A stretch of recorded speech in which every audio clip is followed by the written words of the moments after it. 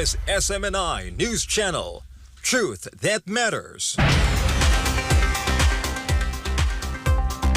Good evening, Philippines, and good day, world. It's Wednesday, November 1, 2023, and you're watching Newsline World. I'm Mayk and Oliveira. And I'm Frederico Velloso. We are here to bring you the top stories we've gathered from all over the globe. The Barangay and Sangguniang Kabataan elections, or BSKE, is already over. Meanwhile, Pastor Apollo C. Quiboloy expressed his support to the newly elected leaders of Davao City's Barangay Tamayong.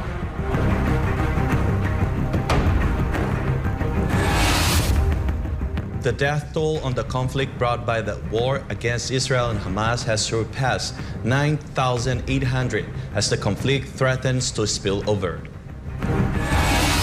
Meanwhile, Israeli forces demolished the home of a senior Hamas leader who rose to prominence for killing and abducting Israelis. And Cambodia is expecting the return of Chinese tourists as ties with China continues to get closer. These and more for tonight's edition of Newsline World.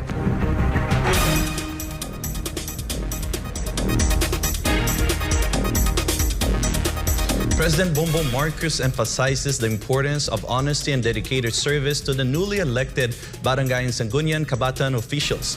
David Lira reports live. David?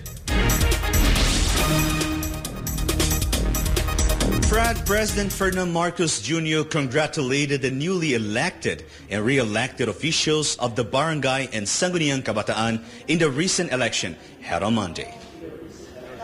In a video message released on Tuesday, PBBM reminded the newly elected officials to always be honest at all times and to serve their constituents wholeheartedly. The chief executive emphasized that barangay and SK officials play an important role in the community. He also encouraged them to serve the people with dedication and always prioritize the welfare of the citizens. Isang panibagong pagkakataon na naman po ito upang makapagserbisyo sa mga Pilipino at sa ating bayan ng buong puso at higit pa sa abot ng ating makakaya. Maging tapat po tayo sa lahat ng oras. Lagi po nating unahin ang kapakanan ng sambayanan sapagkat sila po ang dahilan kung bakit nais nating magsilbi sa bayan.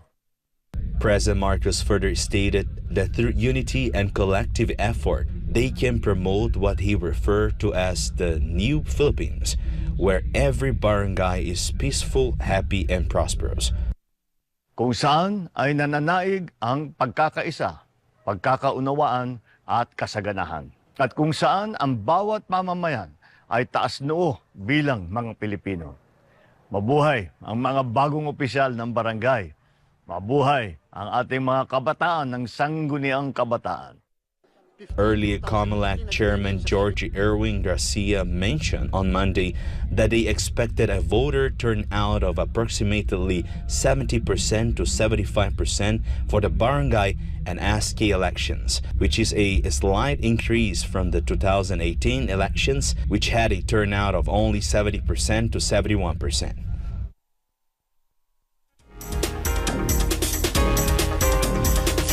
COMELEC Chairman Garcia noted that the BSKE proceeded smoothly and were generally peaceful. Meanwhile, President Marcos expressed his gratitude to the Filipino people and all of those who participated and voted in the recently concluded elections. Back to you, Fred. Thank you. That's David Lira live on SMNI Studios.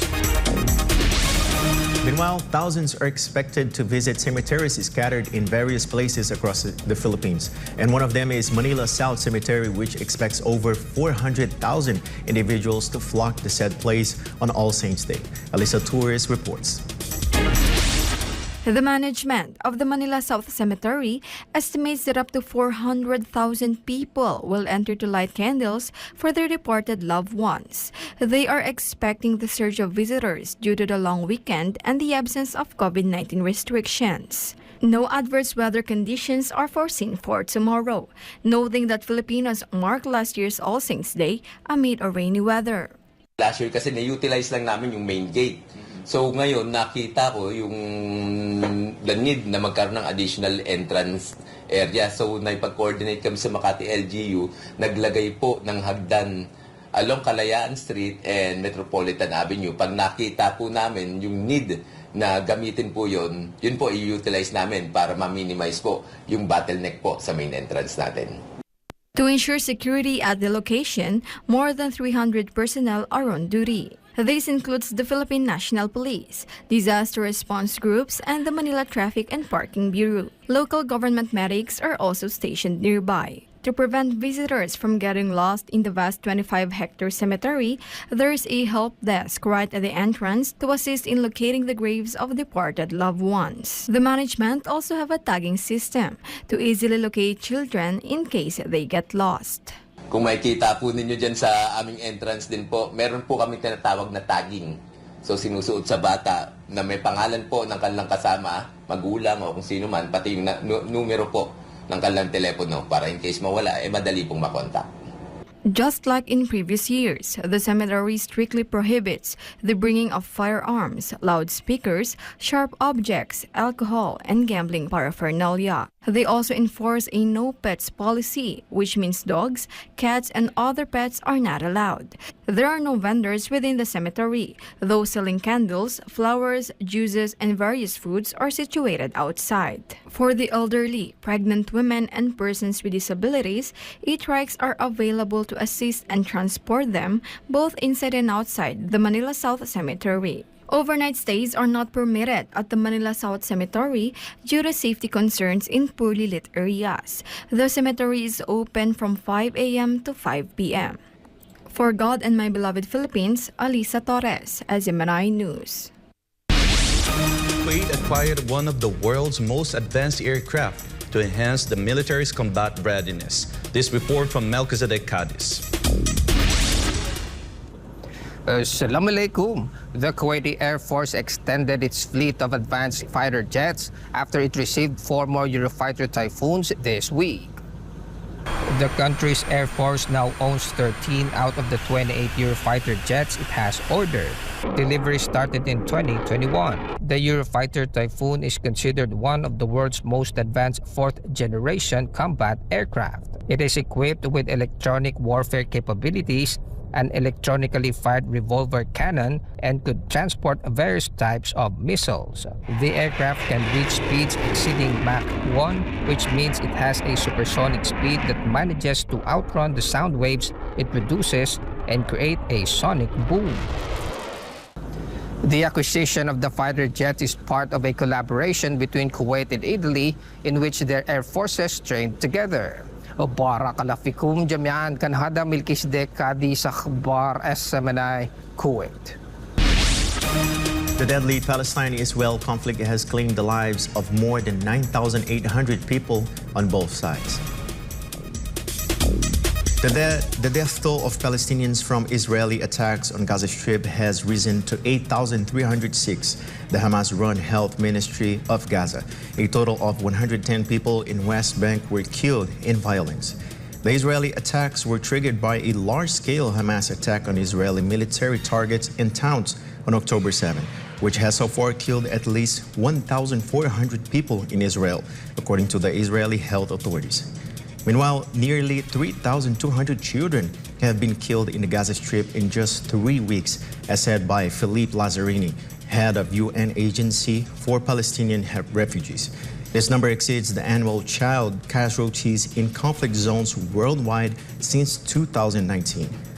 Lazzarini made this announcement during the Security Council meeting at the UN headquarters in New York City. The UNRWA's chief mourned the loss of his colleagues and stressed that the ongoing conflict between Israel and Palestinians saw the worst fatalities for the UN workers. Lazzarini also urged Israel to abide by international law while retaliating against the atrocities of Hamas. Collateral damage. I lost 64 colleagues in just over 3 weeks. The last tragic passing confirmed was 2 hours ago. Samir, head of security and safety in the Middle region, was killed with his wife and 8 children. This is the highest number of UN aid worker killed in a conflict in such a short time. Today, Gazans feel that they are not treated as other civilians. Most of them feel trapped in a war they have nothing to do with. They feel the war is equating all of them to Hamas. This is dangerous. An entire population is being dehumanized. The atrocities of Hamas do not absolve the state of Israel from its obligation under international humanitarian law. Every war has rules, and this one is no exception.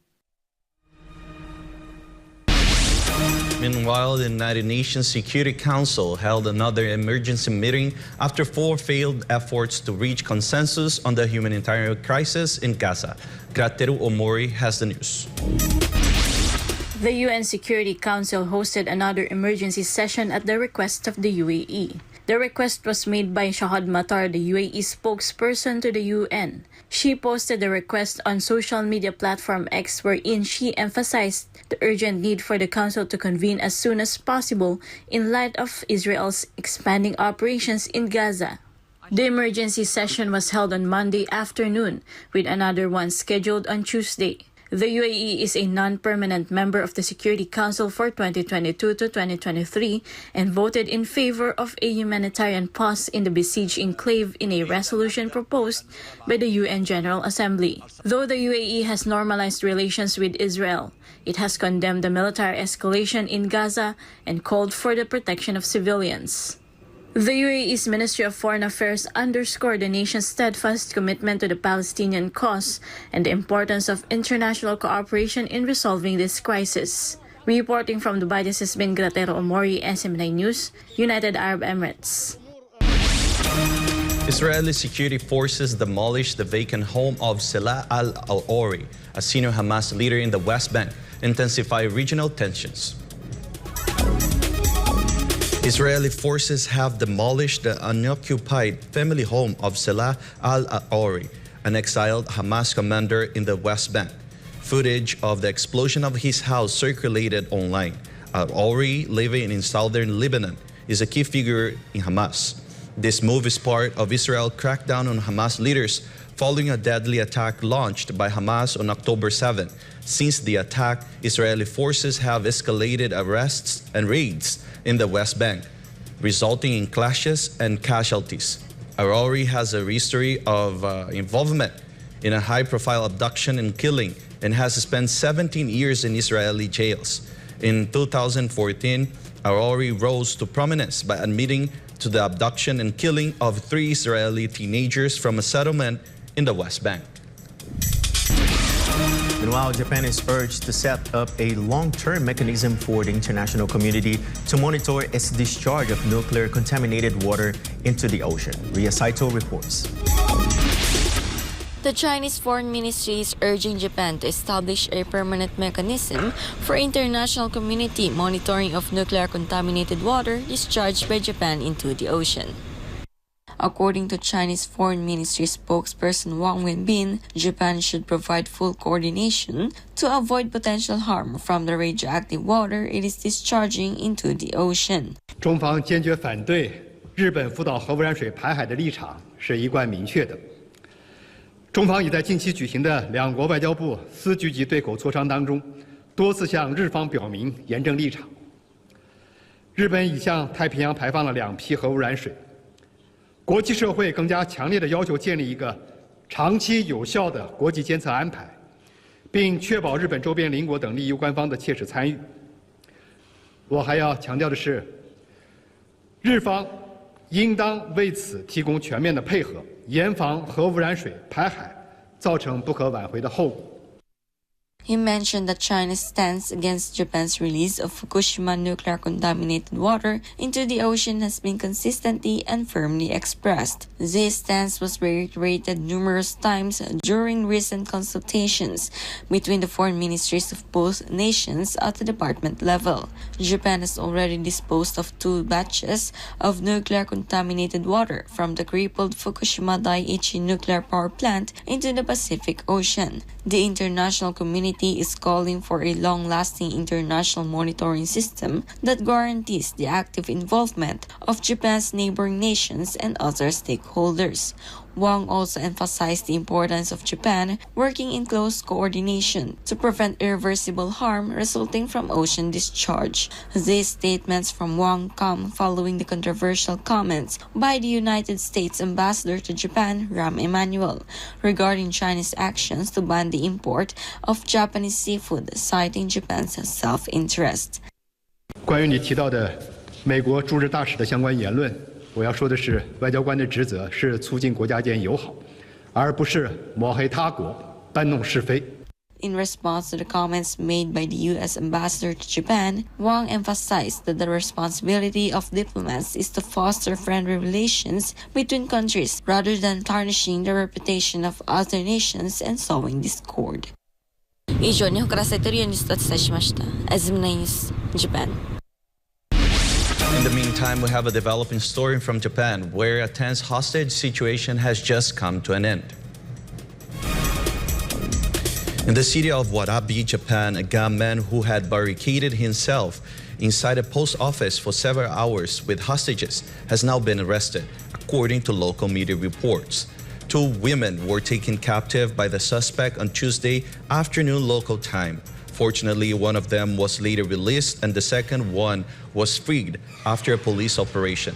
Public broadcaster NHK has reported that both women are unharmed, which is a relief in this tense situation. At this moment, the motive for the attack remains unclear. Meanwhile, the alleged gunman, who is believed to be in his 80s, is also suspected of being involved in a shooting earlier in the day at a nearby Toda-Chu General Hospital. This incident has undoubtedly left the local community shaken, as Japan is known for stringent gun ownership regulations. However, the country has seen an increase of sporadic, violent incidents in recent years. Meanwhile, the world's largest waterfall system located between the borders of Argentina and Brazil is causing a great amount of concern among local authorities after it recorded a 16-fold increase in water flow, which affect dozens of families in Paraguay. Natalia Prado will tell us more details of this story live. Natalia? Yes, Mike, Iguazu Falls recorded an unusual high water flow due to the intense rain in Paraná, Brazil. The rain triggered a flooding in Paraguay and removed at least 60 families from their homes. The massive waterfalls, which used to be one of the world's most stunning natural sights, are now causing concern among local authorities. The normal flow rate is 1.5 million liters of water per second, but the latest monitoring from Companhia Paranaense de Energia, or COPEL, showed a significant increase of more than 24 million liters of water per second. This is the second highest flow since 1997. On the Argentine side of Iguazu Falls, the national park was closed due to the large flow of the falls. Together, the Iguazu Falls form the largest waterfall system on the planet and are considered one of the 7 natural wonders of the world. Mayk, operators of Itaipu Dam in Brazilian state of Paraná, warned that around 120 families in Ciudad del Este, Paraguay, located near Brazilian city of Foz do Iguaçu, could be affected by the sudden increase in flow. Back to you, Mike. Thank you. That was Natalia Prado live on SMNI Studios. Meanwhile, South Korea plans to allow non-professional workers from 2 countries to apply for E9 visas in response to the country's labor shortages in major businesses. Sheila Lee has the news.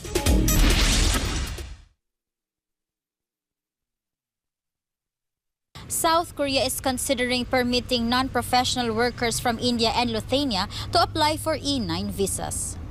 This simultaneously increases the E9 visa quota from the current 110,000 foreign workers to 120,000 foreign workers. If implemented as planned, this will be the first time South Korea has expanded the list of countries eligible for E9 visas since 2017. Earlier plans to extend the E9 visa to workers were delayed due to the COVID-19 pandemic. It's worth noting that the E9 visa is typically granted to workers from countries that have agreements with South Korea to participate in its Employment Permit System or EPS. The South Korean government's move comes as the country is struggling with a declining workforce amid an aging population and falling birth rates. Soli Sobogo Shaluli Imnida SMNI News, South Korea. Meanwhile, who would have thought that planting just one durian tree every day could have a significant impact on one's livelihood? This is the secret of a former public official who shifted his focus to farming. MJ Mondejo reports from Maguindanao.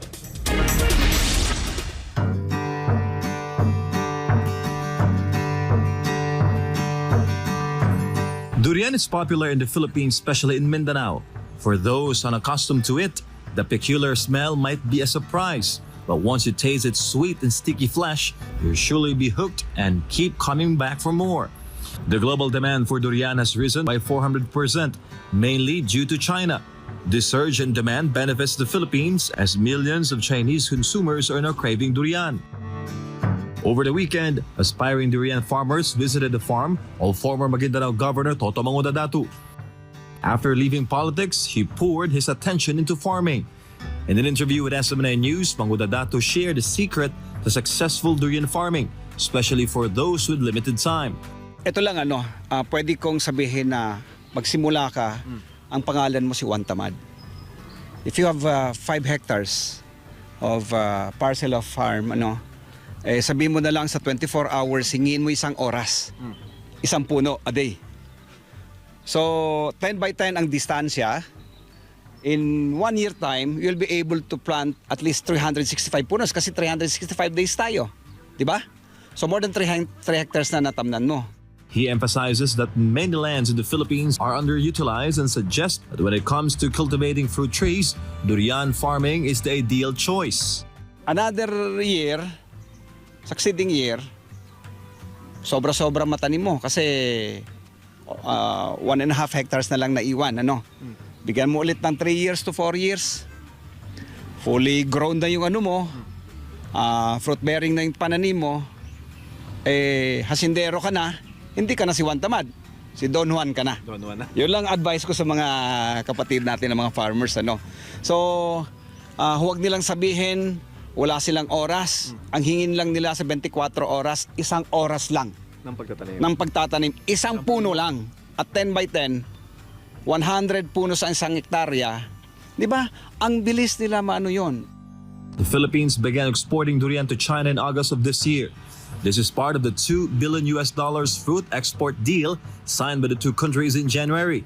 Most of the exports come from Mindanao, particularly the Davao region. The country is expected to earn around 14.3 billion pesos from the first batch of exported durian. President Bongbong Marcos previously stated that his administration would find ways to send high-quality fruit exports to various countries. The modernization of Philippine agriculture is also part of the president's commitment. As a result, a startup company in Davao City offers large drones for rent to those interested in venturing into durian farming. Their massive drones can carry up to 30 liters of fertilizers and other liquid loads. Drones contribute sa tinatawag natin na precision agriculture. When you use drones, it's like you're a gamer. The controls that you use for drones are the same controls you use for the PS5 or the Xbox. To increase profits in durian farming, one can add value to their products. But how can this be done? Itong pagdudurian, not just selling your yung fresh fruits mo, maghanap ka ng mga value adding na mas tataas yung benta mo, 'di ba? Yung dried meat ng durian, pwede. Ihalo mo dun sa nibs na tsokolate, 'di ba? So tataas na yung value ng iyong produkto. Hanapan mo ng isang malaking pagkakitaan. For Gunman of Philippines, MJ Mondejo, SMNI News. While Cambodia anticipates the return of Chinese tourists in the country and hopes that their number will exceed the pre-pandemic levels. The details from Chatmongkong, Pisamay-Goswan. China is Cambodia's largest source of international tourists before the COVID-19 pandemic. Cambodian Prime Minister Hun Manet extended an invitation to Chinese tourists to explore the Southeast Asian country. In a recent interview, the Cambodian Prime Minister highlighted the various measures his country has implemented to attract global tourists including those from China. Cambodia view tourism as one of the main sources for economic growth and development. We were happy to have a lot of tourists from China. Before COVID-19, we have about 2.3 million visitors. And we hope to raise that back to the levels pre-COVID and beyond. Our strategy, our Ministry of Tourism has put on a very active program trying to attract the tourists back, especially from China. Gunman also acknowledged the information regarding security matters concerning Cambodia and emphasized that they do not represent the whole of Cambodia. I understand that there has been some information or news that caused concern among the Chinese public and perception about security matters in Cambodia. We acknowledge that there are some issues. No countries have zero crimes. Every country has crimes. But those crimes or criminal activities does not represent the whole Cambodia. Besides small issues in certain areas, Cambodia overly peaceful countries, secure countries. In 2016, Cambodia launched the China Ready strategy, which outlined various steps for tourism authorities to facilitate visits by Chinese tourists, such as processing documents for visa processing, as well as promoting the local use of Chinese currency and language. In the end, the Prime Minister invited Chinese tourists to visit Cambodia. My message to Chinese tourists, please go visit Cambodia, explore all the opportunities that Cambodia can offer, which I think is a kingdom of wonder. Many tourists go into Cambodia, visit. Cambodian people are nice people, friendly, always smile. We always have big cultural heritage. In 2019, before the COVID-19 pandemic put the global tourism industry to a standstill, Cambodia received 6.61 million foreign tourists. Of this number, 2.3 million were Chinese tourists. รายงานจากกรุงเทพมหานคร นายชันมงคล วิสมัยโกศล SMS ประเทศไทย สวัสดีครับ And before we end, may you be inspired with the message of the appointed Son of God.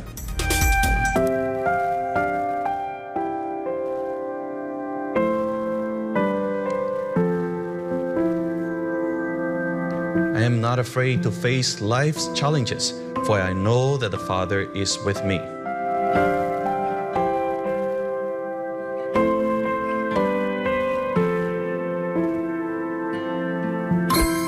And for our Christmas countdown, it's only 54 days to go before Christmas. And that's all for today's edition of Newsline World. For more news update, you may visit on smninewschannel.com or follow us on our official social media accounts on Rumble, Facebook, and Twitter. For God and Country, I'm Mayk Oliveira. For God and Country, I'm Frederico Velloso. Thank you for watching Newsline World. And thank you to our beloved pastor, Pastor Apollo Quiboloy, for the great opportunity to be part of this program. You always continue to listen on SMNI as it delivers nothing but fair, truthful, and balanced news, because SMNI is your source of credible news.